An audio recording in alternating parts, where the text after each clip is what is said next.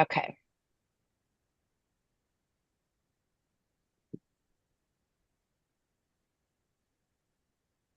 All right. So yeah, welcome everybody. We're so glad you all could be here. It was I think we sent this out last week, so semi short notice. So we appreciate folks moving their schedules around and being able to join us today. We know there's been a lot, not only changes in terms of like the grant cycle and funding and all of that, but now some changes with our data collection and reporting processes. But this part, hopefully everybody will feel this as a positive change and will kind of streamline and make things a little smoother for everyone. So we're excited about that piece of it. But yeah, we'll give another minute, maybe see if anybody else is going to join, and then we'll go ahead and get started.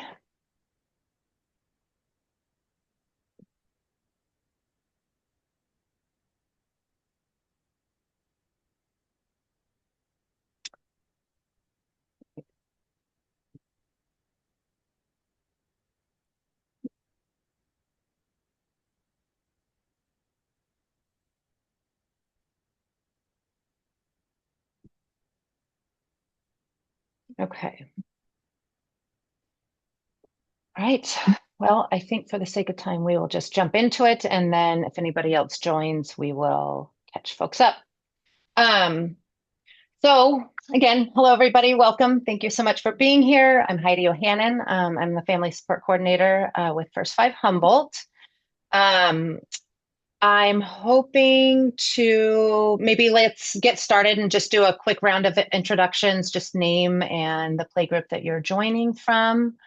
We'll go ahead. Why don't we do this? This is always kind of nice when people raise their hands, and then as you introduce yourself, you put your hand down so that we folks know who's already gone.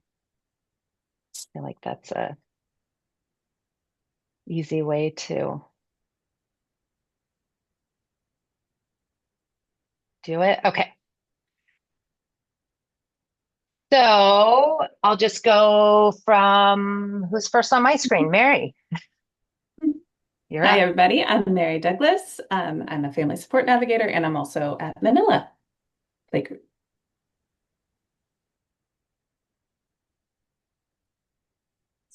All right. Uh, Sorry. Next you on gonna my call screen on is someone? Emily. Yeah, there we go. Sorry. Forgot that element. Did you say me? Hi, I'm Emily. I'm with the Petrolia Playgroup out in the Mattole Valley Playgroup in Petrolia. I forget we're like going back and forth with what we call ourselves. I think Petrolia is what we're calling ourselves. And I actually don't do the playgroup, but I do the reporting. Thank you.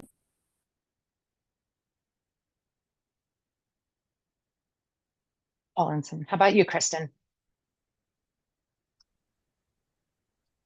Hi, my name is Kristen McDonald, and I'm here for McKinleyville Playgroup. And the next one on my screen is Dan. Everyone, Dan Berman with First 5 Humboldt. Um, uh, nice to see everyone, and I will call on Rosa. Hello, everyone. My name is Rosa, and I'm a family support navigator with First 5 Humboldt. And it's nice to see you all. I'll pass it on to Leticia next.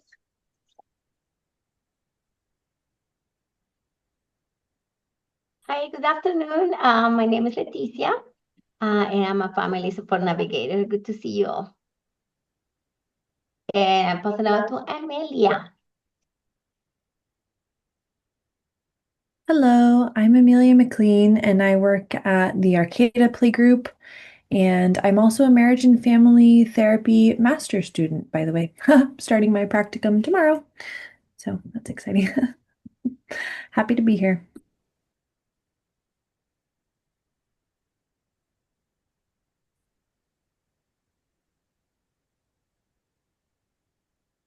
Sorry, it looks like Erin is next. Hi, everybody. My name's Aaron. I work with First Five. I do like the fiscal things for the office, and I've done some of the work on some of the data things that we're going to talk about later. So I'm just here to chip in if needed. And let's see, how about Susan? Hi, I'm Susan, Jefferson Playgroup Coordinator. I sympathize, Heather. I couldn't find my hand raiser either. So guess what? I'm going to call on you, Heather, next. Thank you for that. I was kind of embarrassed. I should know how to do this by now. Anyway, Heather Schmidt, City of Arcata, kind of from the office end of things, helping oversee both the infant or 0 to 1 group and the 0 to 5 play groups. And I will call on. Oh, it's hard when not everybody's showing up on my screen because I'm just Like being Lex. technically challenged today. Yes, Lex, go for it. Hi, everyone. I am the playgroup coordinator and leader for the Salmon Creek playgroup down here, all the way near Miranda. So good to see everybody and looking forward to the training. I don't know who hasn't gone yet. I don't think I've heard from Kristen. So Kristen, if you're available, you can introduce yourself. I think Kristen went. I will share that JC shared in the chat that she has a sleeping baby on her, and that's amazing, JC. That's precious. But she's joining us from the 0 to 1 play group with Arcata. And so thank you, JC, for being here. We definitely don't want to interrupt sleeping baby time. I don't know. How about Liesel? Have you gone, Liesel? She wrote in. Sorry, I just was walking and just set up Blue Lake Playgroup. So, facilitator for Arcata Play Center, Blue Lake Playgroup, and McKinleyville Playgroup. Thank you, Liesel. All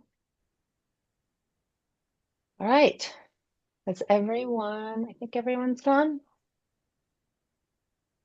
All right.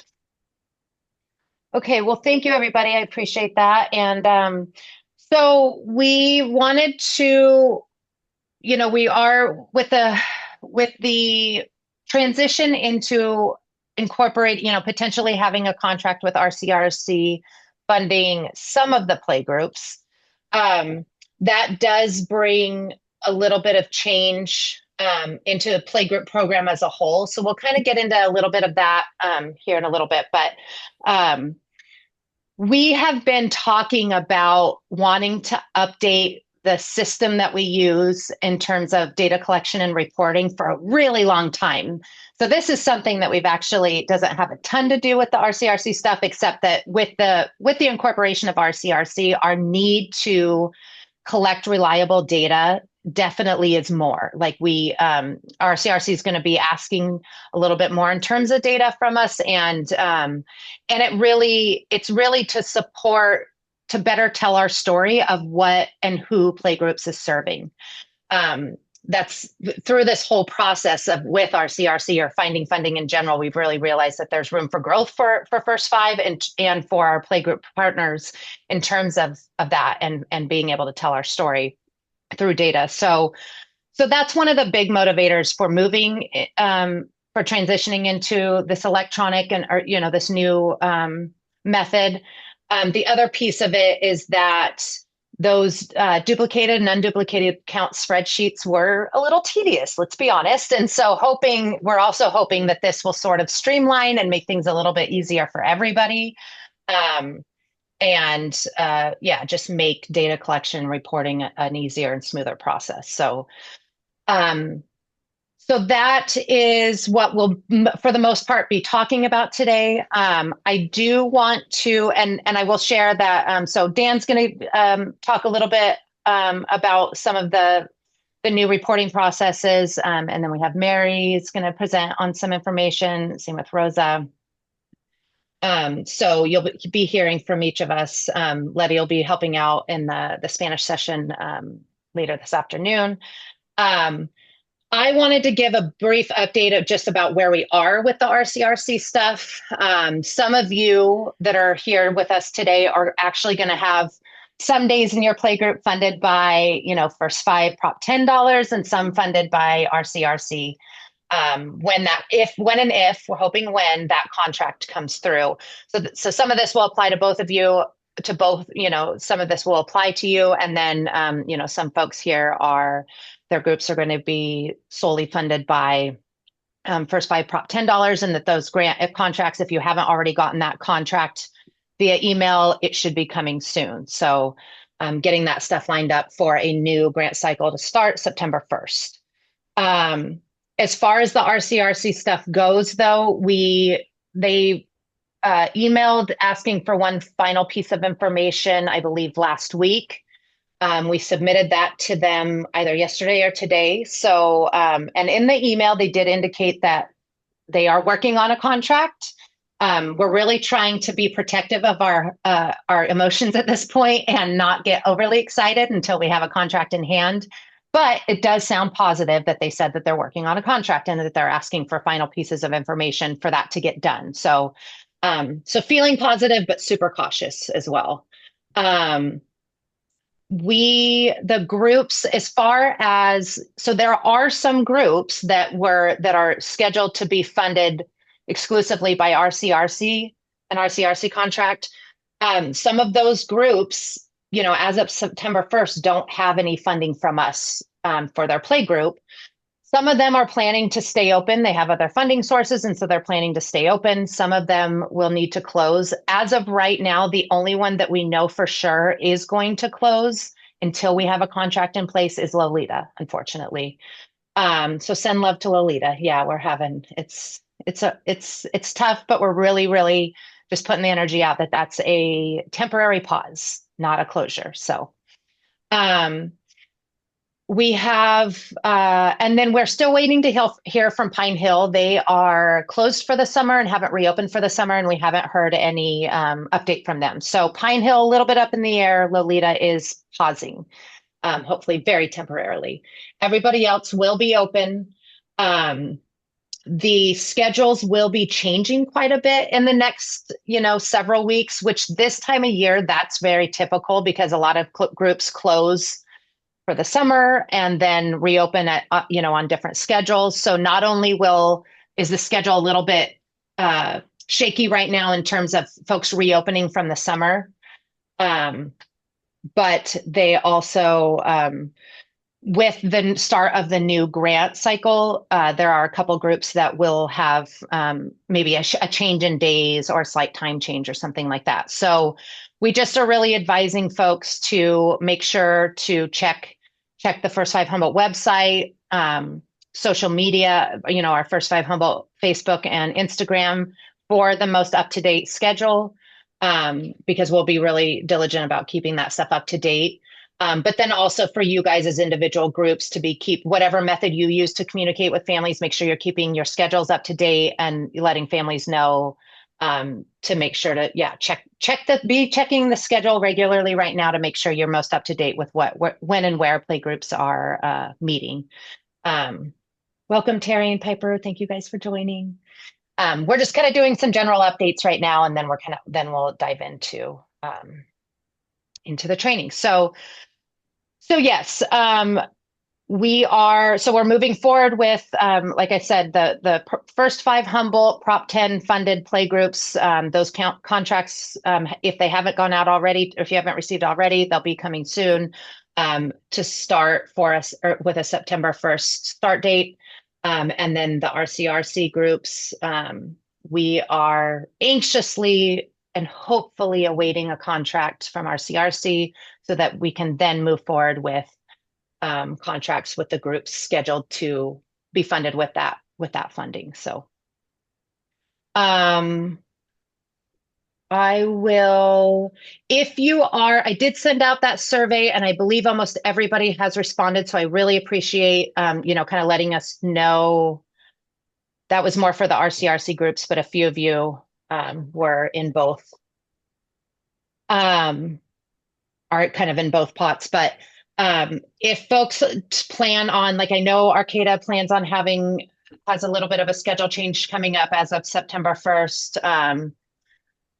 Manila will have the 1 day. So a lot of you have already kept us updated, and we really appreciate that. But if anybody does plan or foresee a schedule change, a staff change, anything like that, please be sure to let us know.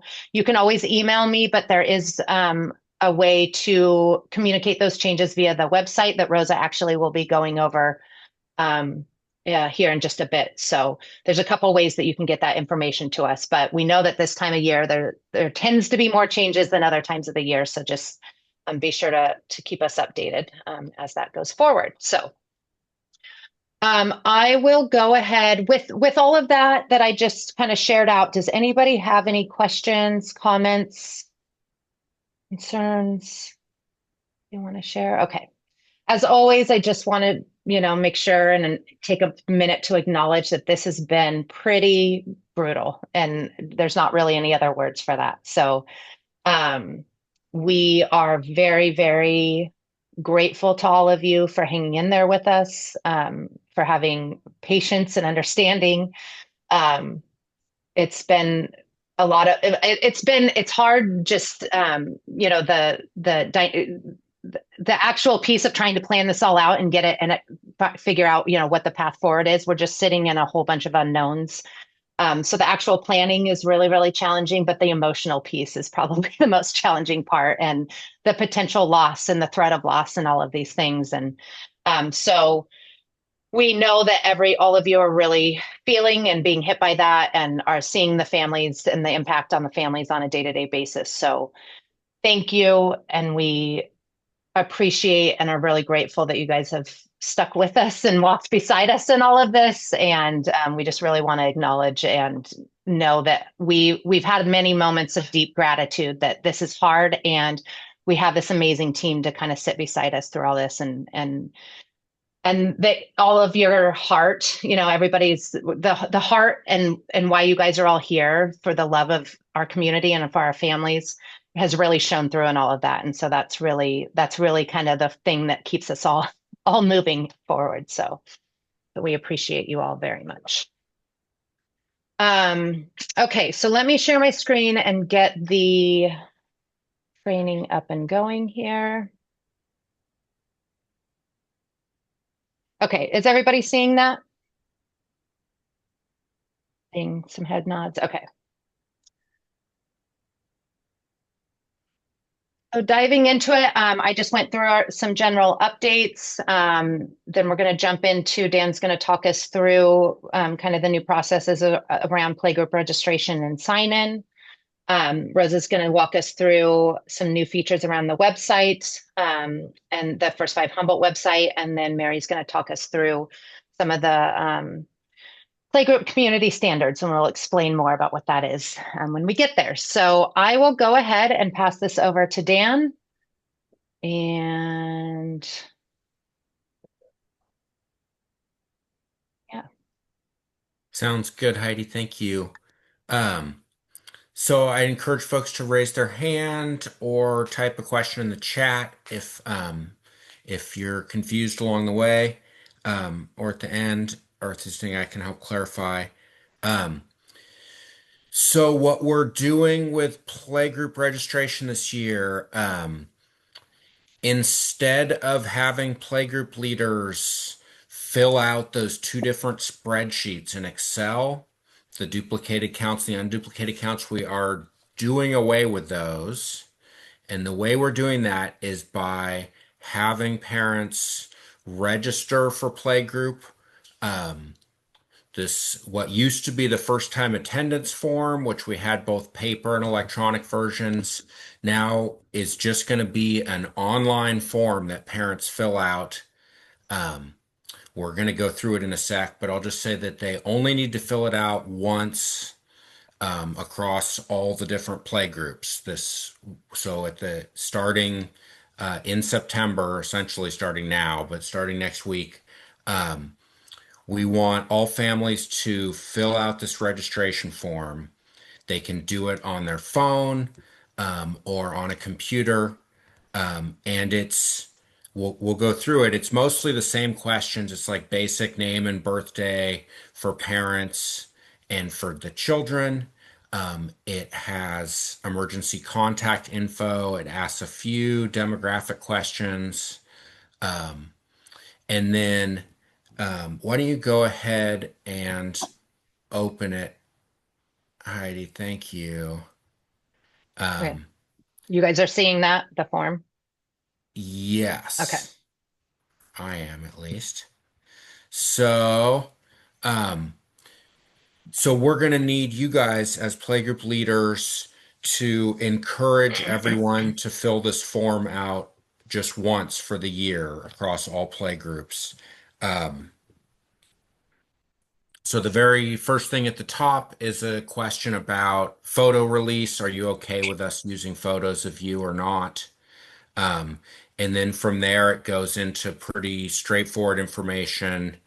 Um, Parent, it's a little clumsy, but it's like parent one and parent two, or caretaker if it's not a parent. You know, your name, your birthday, your relation to the child, so mom or grandma or foster parent, whatever it is.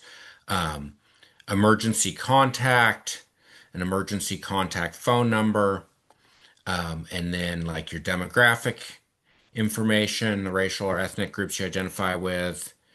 It does ask what kind of health insurance you have. We're not billing anyone's health insurance for anything, um, but that's helpful for us to be able to talk about what percentage of families are on Medi-Cal or partnership and what percentage of families or children are uninsured.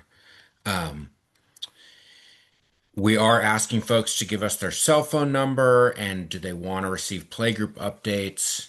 Um, we plan to get uh, phone lists back to individual playgroups. It'll be a little while because we'll need folks to fill out the form, but we will be able to provide playgroups with a cell phone list that you can use to update folks if you have to cancel a meeting or that you're changing your date or time or location. You want to keep scrolling a little ways, Heidi? Um, Cell phone, they don't have to put in a cell phone if they don't want to, and they can opt in or opt out of getting contacted that way. Then it goes into parent two. Um, I don't think that part has to be filled out, but like if, dad's there for the first time in September, but he knows that mom's going to be bringing the kids next time, could just go ahead and fill it out for her too. It's the same. And then if you scroll down to the child section, so people will need to enter um, similar info about their child, name and birthday, and demographics. And then I want to kind of highlight there's a question in here about Redwood Coast Regional Center. And so this is, I think, as people know, our hope, what we're working towards, is an agreement with Redwood Coast Regional Center where they're going to provide some financial reimbursement to First Five for playgroup meetings where RCRC clients, so children that are RCRC clients, attend because they see that playgroup attendance as a valuable service for those children and families. And so that is part of how we're trying to deal with our make up for some of the funding loss that we're experiencing to be able to keep playgroups going. But we need there's when you become when a child becomes an RCRC client or an adult for that matter, they get a specific number. I think they call it oh, where is support services? Oh, I think it's not coming up because we didn't hit the yes on this form. So it asks for your specific sort of client number, client identifier. There we go. Perfect. So this form is set up not to ask unnecessary questions. So if people put no for something, it won't ask the following group of questions. But if they put yes, then it will. So So where'd it go? When you hit that yes I button, oh, you I toggled hit it. I hit no so that people could see it goes away. But yeah, when I you hit see, yes, yeah. it comes up. So it's going to ask for people's unique client identifier if their child is getting services from RCRC. Um, we know this is going to be a little confusing for some parents because sometimes people don't know, frankly. They don't realize that the support they're getting is related to RCRC or not. And so, we're all just gonna have to kind of work through that the best we can. But that's the intent here, is to get that number. And then we are asking, when people first register, does your child have any health, allergy, or other concerns that playgroup should know about? So, for instance, some severe food allergy would be very important for everyone to know. Um, so, as we get this info, we'll be sharing this back with you. Um, Piper. Yes. Oh, I'm sorry. Did you have a question, or No. it was just picking up noise in the background? Sorry about Oh, that. sorry. I'm picking my daughter up from school. Yeah, yeah, no problem. Um, didn't mean to call you out. Um, so this is the new version, essentially, of what we used to call the first time attendance form. So it is very similar information, once a year form. You don't have to do it at every playgroup you attend. You just need to do it once. And then this is going to create a record for this parent and children, um, in our database that we can then ask questions, send you guys lists of people. And then this is going to be paired with, I think, the next topic here, which is what the daily sign-ins look like at each playgroup meeting. So this registration form parents could do before they even come to your playgroup. But we are going to need folks, and I think part of the daily sign in is going to start with a question that says, have you filled out the playgroup registration form this year? And if folks say no, there's a link there. So we're going to be giving each playgroup um, an iPad that has the daily sign in forms, and it also has this playgroup registration form on it. Um, I'm gonna slow down and see if there's any questions or if anyone else on the first five team wants to fill in anything I skimmed over too quickly. Go ahead, Susan. Dan, the form scrolled by and I didn't catch, is there, many of our parents attend with two kids. Is right at the beginning, before you ask that last question, will other children be attending with you? How many blanks are there for children to get filled in? Right now, it's got space for three children. So when you get to the end, oh yeah, do you have a third child who will be attending? If you hit yes, Okay. then it opens up for a third child. Um, we just have three right now. I think last year we had some challenges with um, people who were care providers who were showing up at playgroup with like five or six kids at some playgroup. And so we actually made, I don't know quite how formally, but we tried to encourage folks to not come to playgroup with more than three young children, because it ends up being really challenging for leaders, because then the caregiver can't really oversee the six kids in their care in the playgroup environment. So that's why we have it at three right now, but we could add more if we had an unusual situation. I know I had three kids under three for a short while long ago. Those were busy days. We do have a number, especially our Latino families, who might come with a 7-year-old, with an older child, and they blend in really nicely for the most part. So I don't want to make any restrictions there, but maybe we'll record those children at the end there, and it's occasional. Some Saturdays the older child has soccer. So maybe we can talk. I don't want to hang everybody up on that. Maybe we can talk offline about that. Okay. I had a similar question, because we have a family or two that do bring an older sibling, and would that be because we've captured people that don't fit into the care provider or the 0 to 5-year-old. There's additional family members or whatever. So I guess my question is, if you bring in a 6-year-old, could that be the third child or the second child? Is that the place to record them? That would be fine because it asks for the birthday. And so we'll be able to sort later into different age groups. Because we have to report 0 to 2 and 3 to 5. And then everybody older than that goes in kind of another category in our reporting. But that will all be captured in there. So, and maybe we should just add a fourth child just to be safer on this and make it, because it's ideally families are doing this. Well, ideally, we don't want to create a situation where people do this, but then there's a bunch of other details that have to get captured on paper by you guys and brought back to us. I mean, I'm sure there will be some of that inevitably, um, but um, but I think we could bump it to 4 easily in the form, and the ages are okay as long as they enter a birthday. Kristen. If there's a parent who brings a child in and the child's already been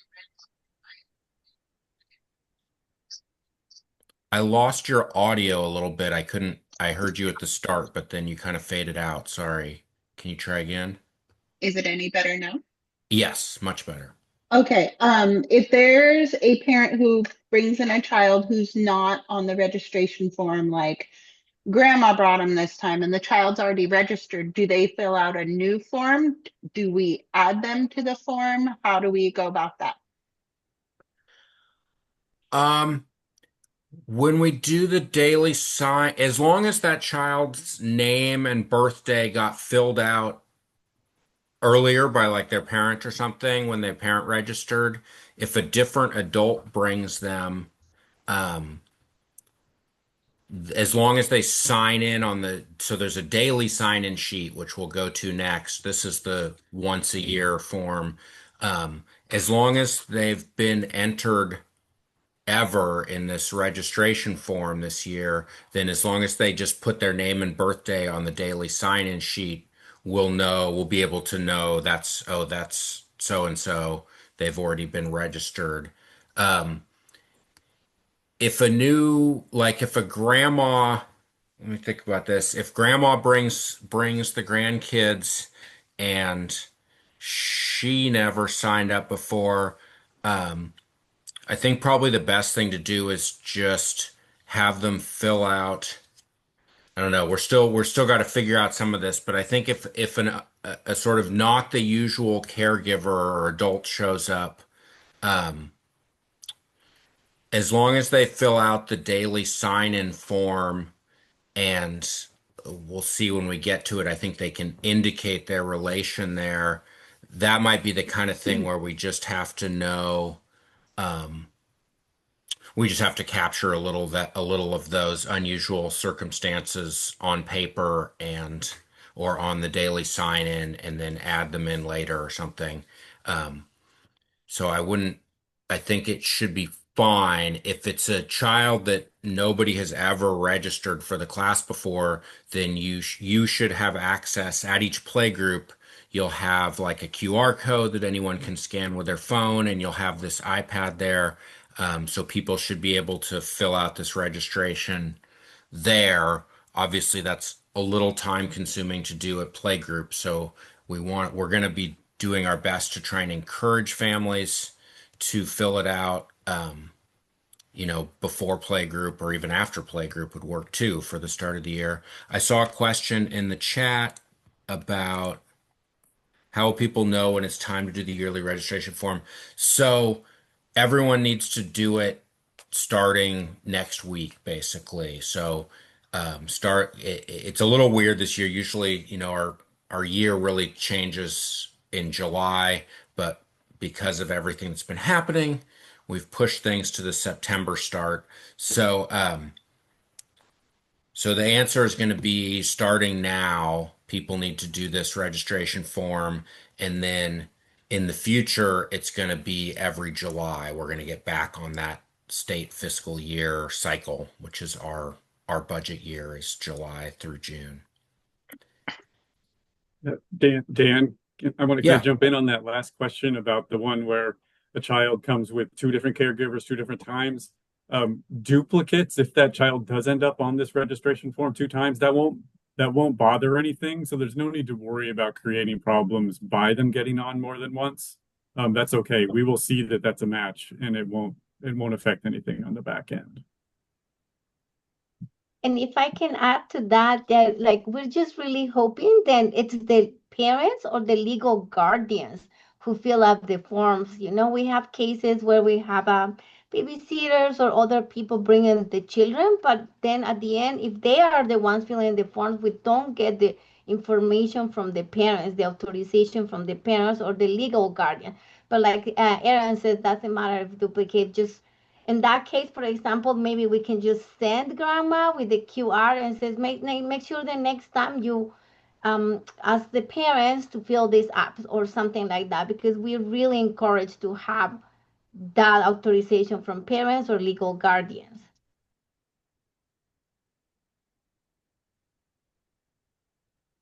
And I wanted to mention, this is kind of a good time to mention that so the plan around sort of messaging this to families is obviously, hopefully with the support of you all, to talk to families through it. We'll be handing out, bringing out hard copies of flyers and stuff with the links and the QR code to access the registration form. So encouraging folks to get that done. But we'll also do, because as of September 1st, that's the start of the new grant cycle. So that's when people need to have this filled out before they, attend their first play group for our grant cycle year. And so, but the nice thing about this is it can be done ahead of time. So we were going to start doing, after we had this training and have everything finalized, we were going to do a social media blast with the QR code and the link for folks to be able to, hopefully when kiddos are taking a nap or something and they actually have a moment to fill it out and stress-free, that they can get that stuff done prior to they show up at playgroup with 3 diaper bags and 4 children. It's a little bit more challenging to have to do any sort of paperwork. So we're hoping that being able to do it sort of at your convenience will feel supportive for families. They can do it with a little bit less stress. So that's that will be our messaging, and we will be, we'll have hard copies available so people can access that group, but also really encouraging folks that they can do it at home, in the car, when they're in the parking lot still, and the kids are strapped in the car seats, and so they, whenever it's easiest for them. But just that they know that as of September 1st, that's when folks need to have this filled out. There was a couple questions here asking if there's a way to look up if a child's been registered and if there's a way to show the last time this registration form was filled out. We can look that up in the office, at our office, but I don't think that's something that we can check from a playgroup location. So I think we're just going to have to ask parents, have you done the annual playgroup registration form this year? And I'm sure we'll run into some situations where people fill out the sign-in form, like the daily sign-in, and then later we'll figure out that they've never done the registration. And so we'll be able to send you a list like that. Hey, it looks like you had some people sign in last time. Here's a list of folks who've signed into your playgroup but haven't done the registration form. Can you make sure to ask them to do that the next time they come? I'm sure there's going to be some back and forth like that. But the database that this registration is feeding into is not something that is simple for playgroup leaders to sign into, but the navigators can definitely bring questions back. Terry? So when people are signing in and they put in their child's name and birth date, wouldn't that trigger us knowing, or the parents knowing, whether they're already signed in or not with the big form? Okay, so they show up for their, to sign in on the daily form. Do those forms talk to each other? Do you know what I'm trying to ask? Yes, Yeah. it's a good question. Um, and I don't want to go too technical and confuse things further or get it wrong. But when the daily sign in form, and maybe we should just go to that, Heidi, that might be helpful at this point. But when people fill out the daily sign in form, it's actually creating a little temporary table. It's sort of creating a little temporary table, and then later we're going to merge that into the database, and that's when it'll check. So it's not checking it live on the spot. So that's why we can't do that live check on the spot. The and it would be I maybe Aaron can correct me. My understanding is to try and make every play group have access into the whole database. There'd be a big fee for every single site. So all 12 or hopefully 20 play groups in the end, we'd have to be paying some $1,000 a year fee or something. And so instead, the sign in form is like a Google form, and it makes a little table in Google. And then we later will merge that table into the database, and it'll link the names up. But we're trying to spare you guys from having to deal with that. But it means that when people do the sign in form, there's no feedback about anything. It's just going to accept whatever they put in. And then we're going to have to do kind of troubleshooting, error correcting later, which is, maybe not perfect, but it's the best we've come up with so far for how to pull this off. So, Yeah, so Dan, this is go Dan, ahead. can I add to that real quick? Just to make sure it's clear. Everything Dan said kind of applies to that other form as well. Even though that first form we looked at is directly feeding into the database, it's just an instrument for collecting the data, and then it has to be added, like hooked to records, linked to people's records after the fact. So it doesn't know who's who at the time that they're filling it out. It'd be great if it was that smart, but it just doesn't work.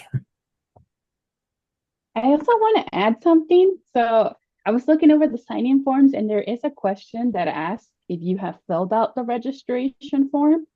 So I hope that kind of like triggers that for some people, and they're like, oh, what is that? And then they come talk to the leader about it.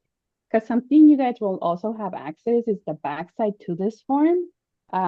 So it lists all the responses to the Google form. And so it'll tell you if like yes or no, if they had filled out the registration form. But there's so much going on at Playgroup that we don't really expect that you guys would be able to track all that information. So we want to be able to get back to you guys and tell you guys, oh, somebody came into this Playgroup that didn't have it. Maybe we could catch them next time and try to get them to fill out the registration form.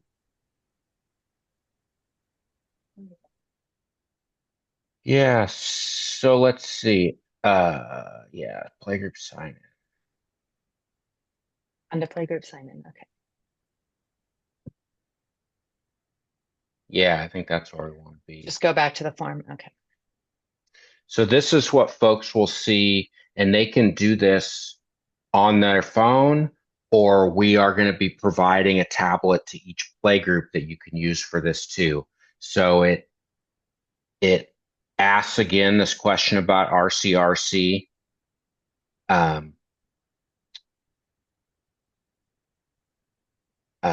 And then because some folks might be bringing 3 kids and only one of them is an RCRC client. Hi, Terry, go ahead.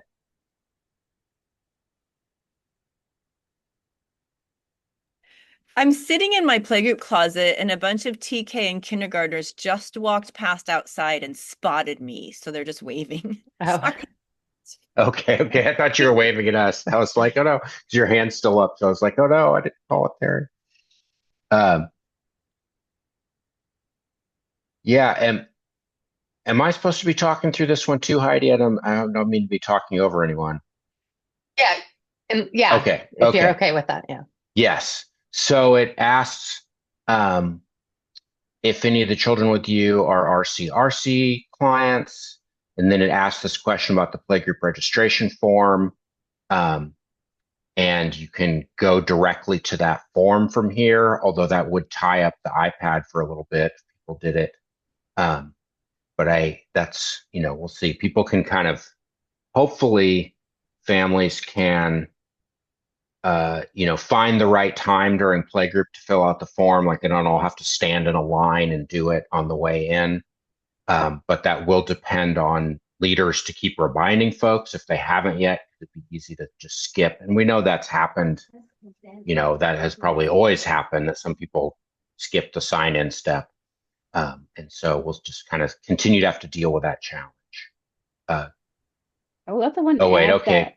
that We're Mary, looping. We're in a Mary's loop. work. Sorry, Oh, it's Mary. because we didn't answer. So it's saying this question's required. What were you going to say, Rosa? So Mary is working on some flyers so that we can have the QR codes at register at the welcome table, so that if you do find that someone's not registered, they can just go ahead and scan the QR. Hopefully they have their cell phones, and then hopefully help with some of that lag. Yeah, and Heidi, if you wanted to go back, we could even show those flyers. I don't know if we're done here, but just to give reference to folks, because then people wouldn't have to all be signing in at the iPad. They could use their phone at any point. So yeah, we'll definitely go over those. So I think to go through this form, you'll have to click things. Otherwise, it won't let us advance. Yeah. Oh, hit the yes, I've registered to. So it's going to ask. So now this information is about who's actually at your playgroup today. So it wants your name, caregiver's name, and date of birth. And I think that's what it needs to go forward. And then are they the parent or family? Caregiver 2, a lot of times there's just one parent there. You could just skip all of that. And then now we have children's first and last name and date of birth. And I know we didn't used to ask for birthdays on the sign-ins. We just had age ranges, but this date of birth is going to be key to matching this record back to the registration. And then if you have multiple kids, go ahead, Heidi. I think it'll let us just skip ahead here. Child 3, child 4. Now we're so this last question is, it wants are you you ready to to submit? Okay. Was it letting you?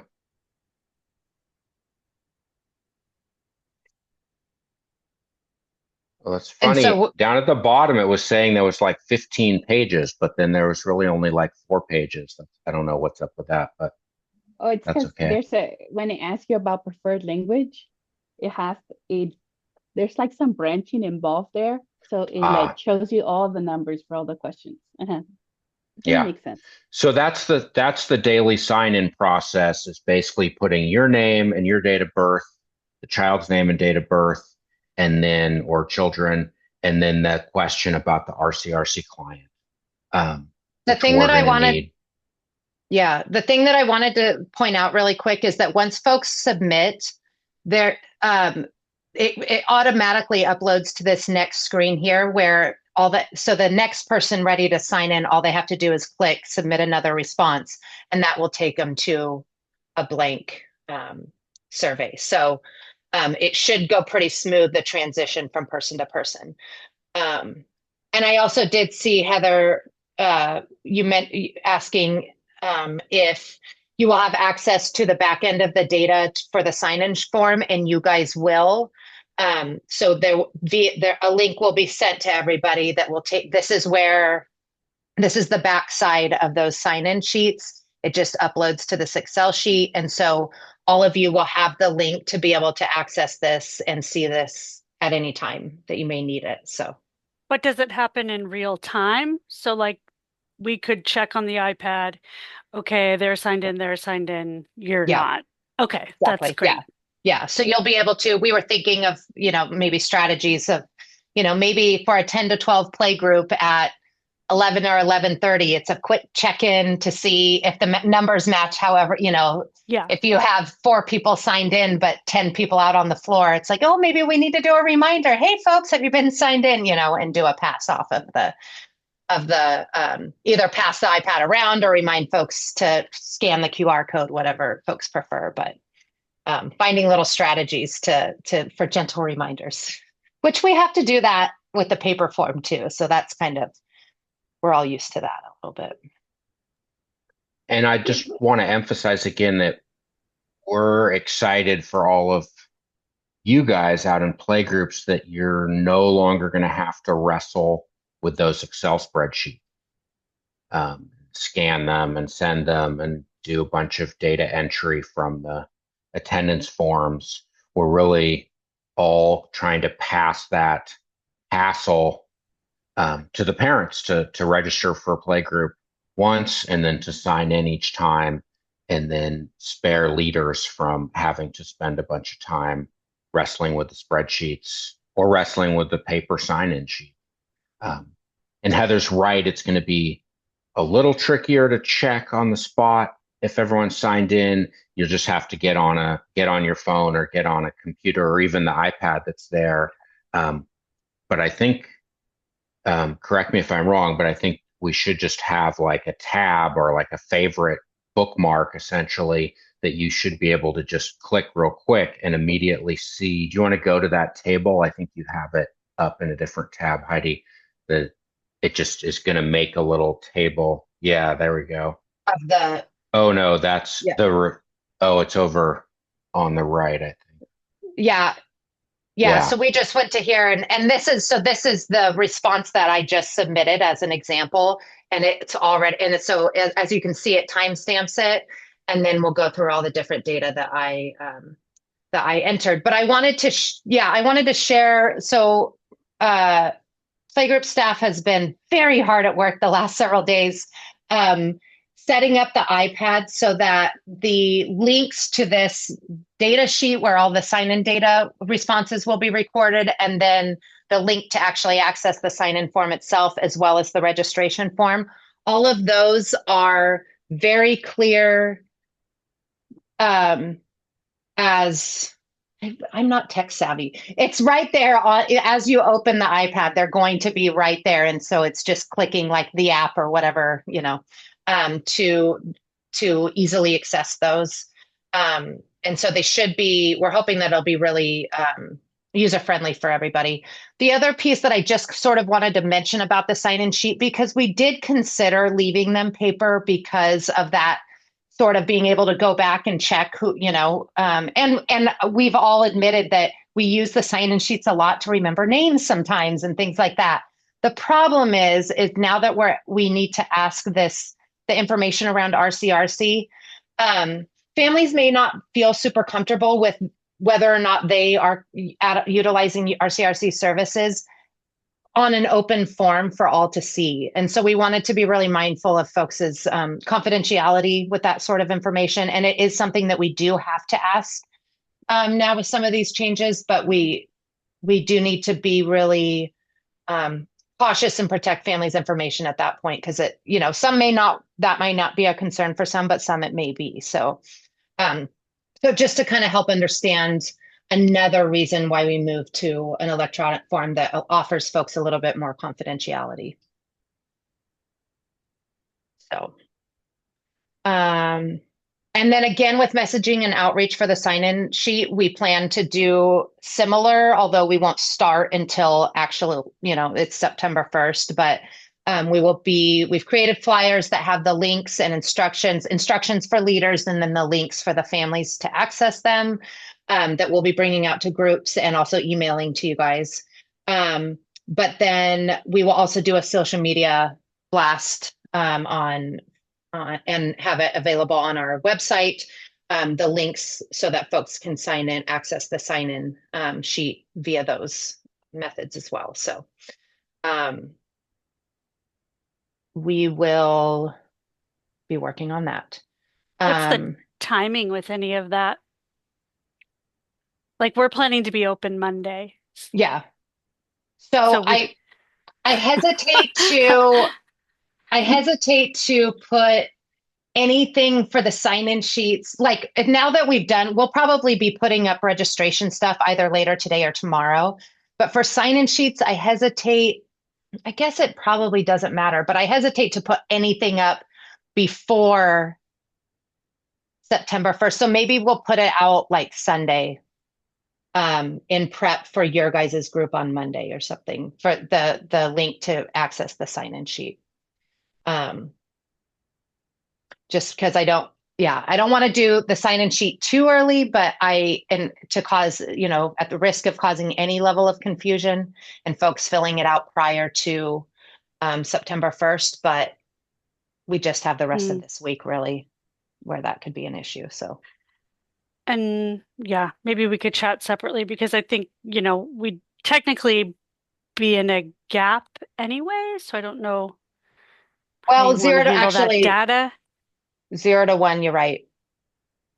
Right now, 0 to 1 is the main one that you guys will be needing to. We need to, yeah. I thank you for doing don't want to that, take Heather. up everybody's time, but yeah, we'll figure it out.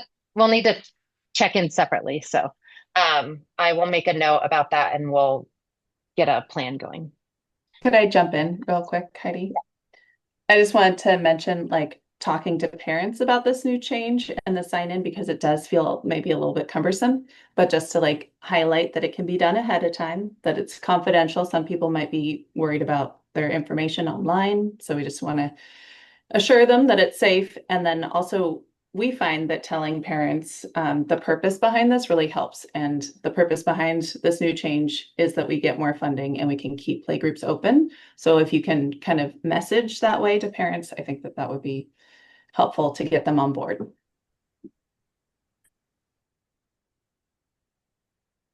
Yeah, thank you for that, Mary. I think explaining that data and storytelling about the services and that we're offering out to families is a key component to sustainability and funding and all of these different things. So this is going to be something that hopefully is super helpful in that, and helps us all be able to that'll hopefully trickle down. It'll help us get some more reliable data, and we can tell our story more effectively, and therefore have a little bit more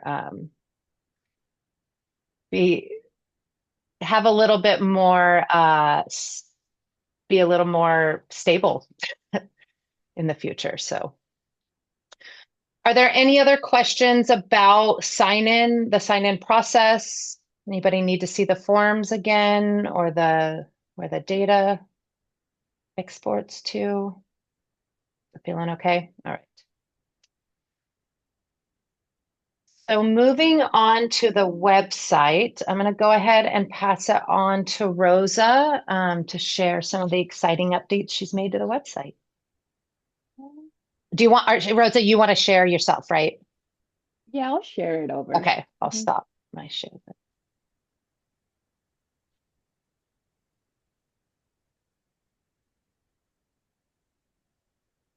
All right. So can you guys see my page?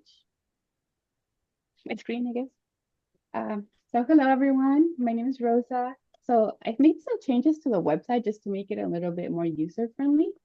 So now we have a playgroup tab.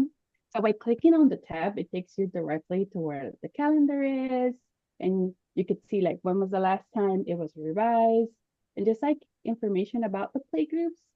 I also want to encourage you guys to use the playgroup update request form that I put into the chat. So you guys could like update us on any closures, any like staff changes, or even any like changes that you'd like to see on the schedule. Maybe get some contact information in there is incorrect, or you're changing your playgroup times, locations. It's just a good way to let us know what's happening at playgroup, because there can be some lag between like navigators going out, even like with communication, sometimes it can be a little tricky.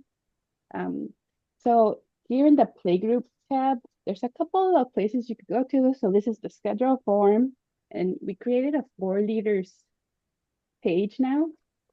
So this is just a place to have all the information for leaders and coordinators need. So here's a cute picture of Lolita Playgroup. So here we have some of the new forms that we're going to be using. So we have the Playgroup sign-in forms. And right now, it's just a list with all the Playgroups forms. So you just click on them. For example, this is Oryx. It's taking a little bit to load, but it takes you to the sign-in form. So this is something you can use while you're at Playgroup. You know, it should be bookmarked onto the tablet, or even like you can send parents to our website and tell them to look for the link on the leaders tab. And like this is a good place where they could find everything they need. They could also find the registration form, which used to be the first time attendance form. And this is something that like you can encourage parents to fill ahead of time, like even like the sign-in sheet or even the registration form. They can fill it out when they're in the car, you know, and their kids are still strapped into their car seats, or even before like heading out the house, because that could be really tough if you have a lot of little ones. Other things too to note is that now we have the community standards on there, and we're going to be talking a little bit more about them, but these are pretty much the required essential practices. They're the ones updated for this new year. We have some like other policies too that are coming into effect, and we're talking about after this. So I just have them all here. The required flyers too. And there's some things that are like that we still need to upload, but we're gonna have available on the website, like the ages and stages questionnaire. Here I have the form that I was talking about, the Playgroup update form. And this is how it looks like. And this is just to let us know about like any changes that are happening at Playgroup. So here, like Playgroup schedules, locations, staff, or like hosting agency information. And I'll give you some other options for updating that. We also have Playgroup resources. So we upload a lot of things to our Padlet. And I'll open it in case like some of you haven't visited it yet. So this is kind of how it looks like. There's a ton of stuff. Mary has like done a lot of work in here. Well, like it took me to the wrong one because I'm logged into my account. But if you're logging in from a different website, it should take you to the correct Padlet. And like we're gonna have some like navigator information too for like new leaders on like some ideas about how navigators can support your Playgroup. And like about Help Me Grow Humboldt too, we had them present at our last monthly support meeting. So they're a new helpline through F5H Humboldt, and it's pretty much like having access to a navigator at any time. So like families, you know, even those that don't attend playgroups, they could call that helpline and they could ask like information about like development, maybe resources in the community. Maybe they're trying to get set up with a dentist, right? And she'll like help refer them to the correct place where they may find those supports. So this is a great place to send families. And if you like maybe a navigator isn't present, or she's literally like right next door to us. So she can even tell us if something's happening at Playgroup and we can make sure that we get to that family. So there's a lot of good stuff in there and it's in development. And if you guys have any ideas about other stuff that would be helpful to you guys, please let us know. We're happy to like put it out there and just try to be as supportive as we can be. And besides that, we just have like a navigators page about like information about us. I don't know, if families come to visit, it could be a good place to get to know like who we are and why we're a Playgroup, and you know, just try to get a little bit more familiar with us. And that's pretty much it. Yeah. Does anybody have any questions? Right. I just really encourage folks to utilize the website and also to, you know, for Playgroup resources as far as, you know, your role as the leader or coordinator, but also for families, you know, all of the information about the navigators, the schedule, all of that is really easy access now. And so I'm encouraging folks to, we've tried the Padlet and we love the Padlet. idea. But it might not be as familiar as, going to a general website sometimes feels a little bit more familiar for folks. And so we're really hoping, yeah, that people will find that as an actual usable resource. So, right.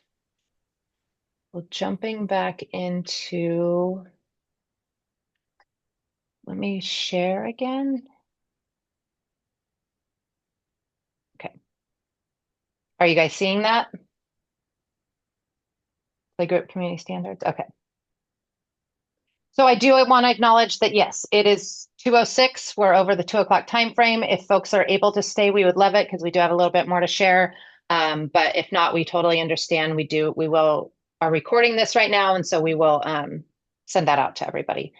But now we're going to jump into the Playgroup community standards, formerly the required essential practices. And I'm going to pass it off to Mary to talk a little bit more about those. Thank you, Heidi. And like Rosa just said, some of these forms are on our website now, but we also have them linked here. And I'm just going to try to go over this super quickly because a lot of you, we appreciate your time, but also are pretty familiar with the essential practices. So if Heidi, would you mind clicking on that link for them? I'm just going to point out the ones that have kind of changed and then some additions to it. And we've done this because we are partnering with our CRC and they are requiring some very specific guidelines, so we need to incorporate those. So the first one here is number 7.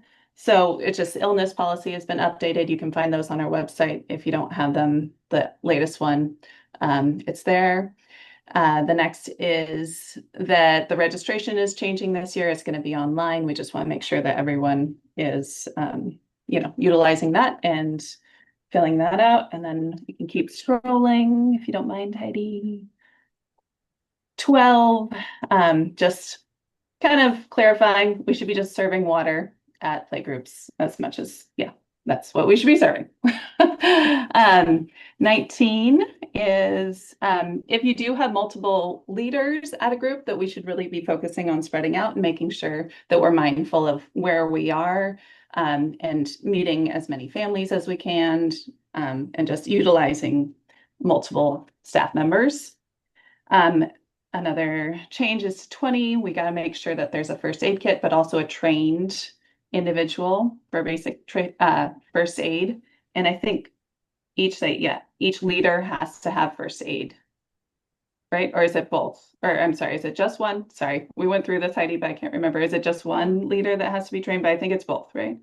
At least one staff member, at each group, at least one staff member that is working that day needs to have basic first aid CPR training. Right. And we've been doing, this has always been an issue because it's kind of hard. It's a lot of hours. So we've been looking at ways to do that, kind of if there's any, more easy than others strategies. So we will keep folks up to date on that. But yeah. We have a link for just the Red Cross one and then a hybrid model that can be done with Humboldt Bay Fire. So you do like the online portion and then you go in and you show them your practical skills. And then we can move on. These are some of the newer additions. They're under trainings. So again, sorry, at least one staff member needs to be trained in first aid. Sorry, there it is. I apologize. Okay, and then a new one is mandated reporting. And we have a link to that as well, but everyone needs to be trained in mandated reporting. Most agencies require this anyway, but if you can just show us that you have been trained for it's usually 2 years for the general. Yes. 2 years. Then, and maybe I should backtrack. Sorry, I'm going to backtrack. We have a new acknowledgement that you've gotten these trainings and all of these are listed on there. So we have that link. Maybe if we go back, we can show you so that you're not to the, playgroup training. There we go. And they have the links associated with them right there. So live scan, CPR or first aid and mandated reporting are now required. And then we'll get into the special incident reporting and grievance and zero tolerance policy. Thank you, Heidi. So we could start with special incident reporting. And we do have a new form that's given to us by, I think this one actually might be, sorry, it's the other one. That's not it. Yeah. Yeah, sorry about that. It's from RCRC special just above it. Is it not linking? Let me see if I can get it specific. There we go. There it is. Right. So we don't want to scare folks, but this is just a more formalized way of reporting if there's been an incident or suspected abuse, and we need to know within 48 hours for that. If there is abuse, then it's less, because if you're a mandated reporter, you have to follow those guidelines. But this is just to formalize that policy for if there's an incident at Playgroup. I think we can, does someone have any questions about this one in particular? Well, I was just going to say that my understanding, and maybe I've got this wrong, is that the key thing on the special incident reporting isn't that playgroups you don't have to start by filling out this whole form. You need to start by just calling us. The most important thing about this is just that First 5 Humboldt needs to know if something serious happens at Playgroup. If somebody gets really injured or there's serious threats of some serious nature. And then we'll work through that form with you, depending on what maybe all you'll need to do is call and tell us. Maybe we'll have to complete the whole form and we might ask for your help in doing that. But the key thing to understand is just to let us know promptly if anything serious happens at Playgroup. We had I guess it's been a couple of years now, we found out like a week later that some poor child at Willow Creek had broken a bone at Playgroup, and we didn't hear anything about it for quite a long time, and kind of put us all in a little bit of we're like, we need to revisit this with Playgroups, because that's the kind of thing we need to know as soon as possible. Yeah. Thank you so much, Dan. And that kind of leads us right into the grievance policy. It's a similar situation. So if there's like an incident at Playgroup where a family feels like there's a conflict, the first step is try to work through it there at the Playgroup at each site. And then this is our procedure for if that is not resolved on site, it's going to be registered here, and then they can call us through, voicemail or what have you, how they want to get a hold of us. But we also have a now formalized form that families or people attending Playgroup can fill out. But like Dan was saying, mainly what we want to do is try to work through it as best we can on site. Then if you need more support, give us a call. And then this would be kind of the last step if things can't be resolved. Anyone have any questions about the grievance procedure? I see Susan has a question in the chat about for weekend playgroups. That's a great question, Susan. Yeah, that is. What we should make sure to do, that's a great point, is add we all have, or especially the navigators, I have like a Google voice number. So we can add a number that is available over the weekend time period to make sure that somebody's available if something were to occur for those weekend playgroups. So great point, and we will make sure to add that information to these different documents, and then make sure all the playgroup leaders and staff have that information as well. Yeah. And like Mary mentioned, and Dan mentioned a little bit too, like these are some of the, especially the one form, the special incident, critical incident, or whatever they call it. It's kind of a big, intimidating looking form, but we've always asked that folks, if something happens at Playgroup or there's a conflict that's unable to be resolved, we've always asked that people reach out and let us know. And for the most part, not every time, but for the most part, you guys totally have. And so it's not really all that different. The expectation's still there, of course, not only for us to support you, but also for us to be able to, provide any intervention that we may need to. Now there's just a form on our end that's associated with it. The RCRC is introduced. So expectation hasn't changed much. It's just the process, and the process is a little bit more outlined. So just to continue those practices. Perfect. Thank you, Heidi. Yeah. So moving right along, we started with this, but the acknowledgements that you've gotten these trainings needs to be done within 30 days of a new leader. And I guess for all of us, because this is new cycle. Is it every grant cycle? Sorry. Dan, every grant cycle, yeah, we're requiring this. So the list is there. I think we should do the acknowledgement every grant cycle. Okay. Some of these trainings last for multiple years, like the mandated reporter training has to be redone after 2 years. And I would have to check. I don't remember on the first aid. I think it also lasts for a couple years at least. And the live scan fingerprint also has a timeline that I need to check on. I think it's more years, 4 or 5 or something. And I know the live scan has been a hassle for some groups in the past. Some playgroup host organizations have that capacity within their organization because they have multiple people working with children, but some groups don't. And there is a way to go and for leaders basically to do it themselves through a couple different local venues. So we can help folks one-on-one if you are having trouble figuring out how to get that done. Yes, absolutely. So yeah, reach out to one of us if you're having trouble getting these done and then getting them turned in. We can kind of talk you all through that as well. Yeah, I think that pretty much sums up the new additions to this one and the new title. Yeah. Community standard. So thank you. Thank you, Mary.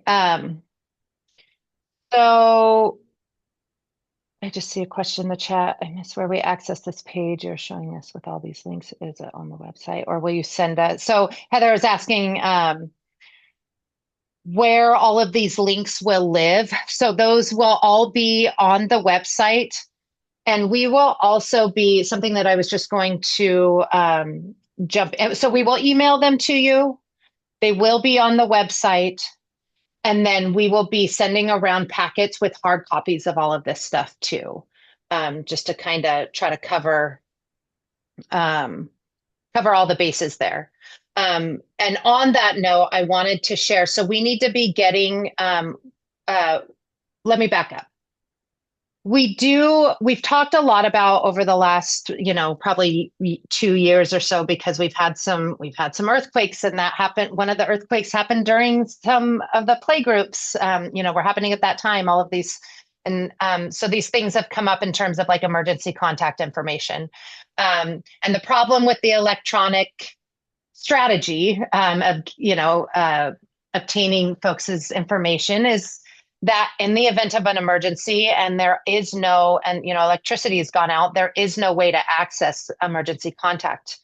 And so we do have their like fire safe little lock boxes for everybody with little alphabetical tabs and then some index cards. So they're pretty small. It's like traditional sized index cards that go in there to collect emergency contact information for folks. And so that you have that available in the event of an emergency and you can't access any of the electronic information. Mary's holding up some of the little alphabetical organizer tabs. So there's some kind of setup there. But so we need to be getting those iPads. Terry, I see you have your hand up. Did you have a question? I do, and maybe you're going to answer this right now. Is there a way that we can mine that information out of the new data that gets submitted so that we don't have to hand create the little cards ourselves if we wanted to just have it printed out? So We can, that information will be also asked in the playgroup registration form. Erin, you might be able to better answer if that's something we can pull out of. Would we be able to pull just that information out of those? Well, I mean, we could pull all of it, but We can get that info. I think the first problem with that is there'll be some lag time to it. yeah, So of course, if people are there, it would be something we would do kind of in bulk. We could do periodically. right. So some people would always fall through the cracks. And then it would depend on it's collecting it on the first, it's going to end up on that first parent's or caretaker's record. And so other people may end up at a group one day who we don't obviously know the right contact info for. We might be able to guess it by last names and so forth. But yeah, there's a few hiccups to doing it that way and not on paper. I think our hope was that families would fill them out as they come in. And Yes, especially like for if I those. can just jump on it. Terry, I had the experience to be on an earthquake, not last year, but 2 years ago. And the idea of this is because create that relationship with the families, like as we're creating all these relations, also have the opportunity to teach them how important it is to have that information in place. And so they can feel confident to who could be the emergency contact. I mean, I'm imagining, for example, I always put my daughter as an emergency contact in every document. But if I'm at playgroup, I might think about my neighbor to be an emergency contact who's gonna come pick me up because my daughter is gonna be in college and there's no way to reach her out. So I think the idea is then they are and the idea then they are a playgroup, and if some incident happen, who will be the right person to call? Like in my example, I would not put my daughter in that. So that's what we're trying to encourage you have that conversation with parents. Thank That you, makes Letty. sense. So we would have the parent or the grandpa or whoever brings the child fill out an emergency contact form or card. Is that your vision, That's Mary? the vision. Yeah. I think and they're pretty basic. It's literally just child's name, parent, caregiver, whoever's their name, and then a name and phone number for emergency contact. So the hope is, because my hesitation was like, oh my gosh, another thing to fill out, and if it was, trying to do away with having to write physical things there when you have your hands full and chasing children, like trying to alleviate that altogether. But I feel like what soothes that a little bit for me is that it would be pretty quick. It's not a ton of information. It's just a quick few names on an index card. And really having folks do that in real time with and having the hard copies there is going to be the safest strategy to get that information and have that information in the event of an emergency. So yeah. Any other questions about the emergency contact stuff? Okay. So we need point out that they lock too, so that They everyone's do. info will be secure. You don't have to lock them, but you can, yeah. That's the cool thing. So we need to be getting iPads, the emergency contact supply stuff, and then we'll have a packet of all the hard copies of these flyers and forms for you all out to you guys. Your navigators will be reaching out to you, or if they haven't already, to see when folks might be available. We can, but especially for you folks that are located in more rural areas, if we can meet you halfway, if you happen to be coming into town and we can meet you at the grocery store parking lot, whatever we need to do to make it work for you guys and make it as easy as on you guys as possible. We're kind of ready to do that. So feel free to reach out to us, especially if for folks in the rural areas, if you're going to be in town we will meet, if we could meet up with you to hand this stuff off. And then for folks in town, we'll be reaching out to coordinate when we can get stuff to you. So that is another big goal over the next few days. So, but yeah, I'm going to go ahead and stop sharing. That was a whole lot of information for 90 minutes. So how are folks feeling? Any questions, concerns? Just need to breathe for a minute.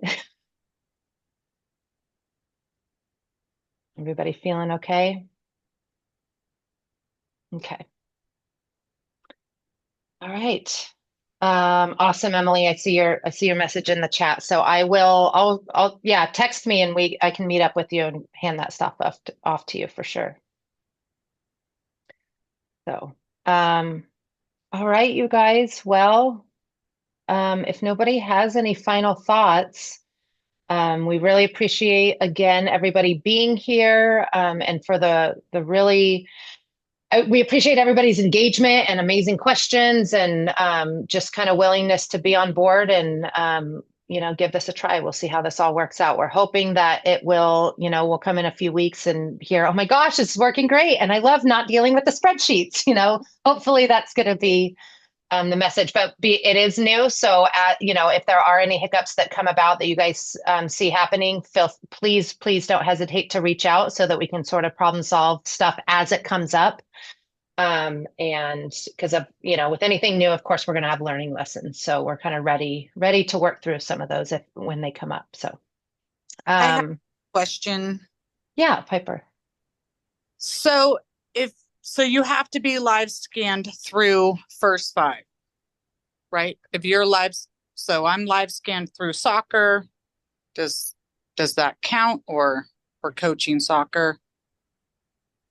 That's a good question, Dan. Do you know that one? You can live scan through any organization. Do you have a way to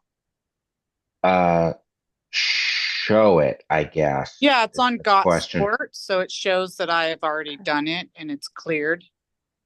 Yeah, if you can print that or provide some kind of documentation of that, that would be great. You don't need to do it again if you've done it from anywhere. And it's the same if you've done it through your host Playgroup organization. Okay. Also, the other one, the mandated reporter and all that stuff, I do that training through the hospital to work here at Playgroup. So that would that be good as well? Or do I have that through your, okay. No. Awesome. Yeah. All right. Yeah, good questions.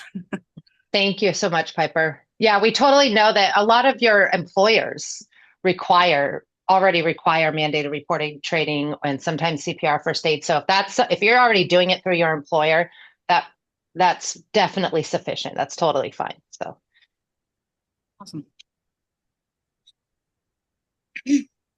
All right. Well, thank you everybody again so much. We will also get this recording out to the whole crowd. So if anybody needs to kind of listen into it, listen again or rehear some of the information, you'll have that available. But other than that, here we go, September 1st, and we'll be in touch. Feel free to reach out, like I said, if anything comes up.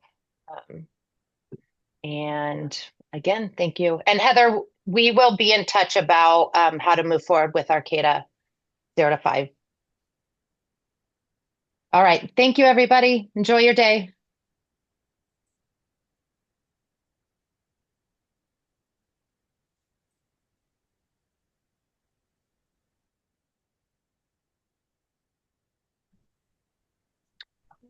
She got it. Okay.